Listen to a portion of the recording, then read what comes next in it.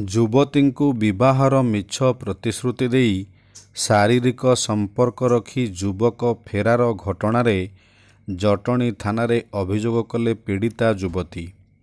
ଡେଲାଙ୍ଗ ଥାନା ଅଧୀନ ଗୋଧିସାହି ହରିପୁର ଅଞ୍ଚଳର ନିହାର ରଞ୍ଜନ ବେହେରା ନାମକ ଜଣେ ଯୁବକ ଜଟଣୀ ଥାନା ଅଞ୍ଚଳର ଜଣେ ଯୁବତୀଙ୍କୁ ବିବାହର ମିଛ ପ୍ରତିଶ୍ରୁତି ଦେଇ କିଛି ଦିନ ହେବ ଯୁବତୀଙ୍କ ଅନିଚ୍ଛା ସତ୍ତ୍ୱେ ଯୁବତୀଙ୍କ ସହ ଜୋର ଜବରଦସ୍ତ ଶାରୀରିକ ସମ୍ପର୍କ ରଖି ଆସୁଥିଲେ।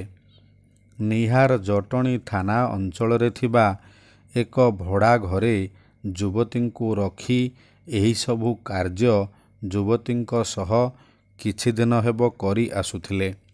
ଯୁବତୀ ଜଣକ ଗର୍ଭବତୀ ହେବା ଜାଣି ନିହାର ଯୁବତୀଙ୍କୁ ମେଡ଼ିସିନ ଦେଇ ଗର୍ଭପାତ କରାଇଥିଲେ।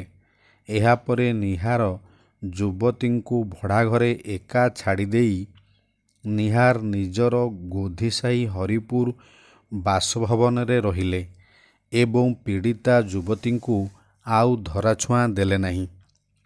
ପୀଡ଼ିତା ଯୁବତୀ ନିହାରଙ୍କ ବାସଭବନରେ ପହଞ୍ଚି ନିହାରଙ୍କ ପରିବାର ଲୋକଙ୍କୁ ସବୁ କଥା ଜଣାଇବା ପରେ ନିହାରଙ୍କ ପରିବାର ଲୋକେ ପୀଡ଼ିତା ଯୁବତୀଙ୍କୁ ଜୀବନରେ ମାରିଦେବା ଧମକ ଦେବା ସହ ପୀଡ଼ିତା ଯୁବତୀଙ୍କ କିଛି ଆପତ୍ତିଜନକ ଫଟୋ ସୋସିଆଲ ମିଡ଼ିଆରେ ଭାଇରାଲ କରିଦେବେ ବୋଲି ଧମକ ଦେଇଥିଲେ।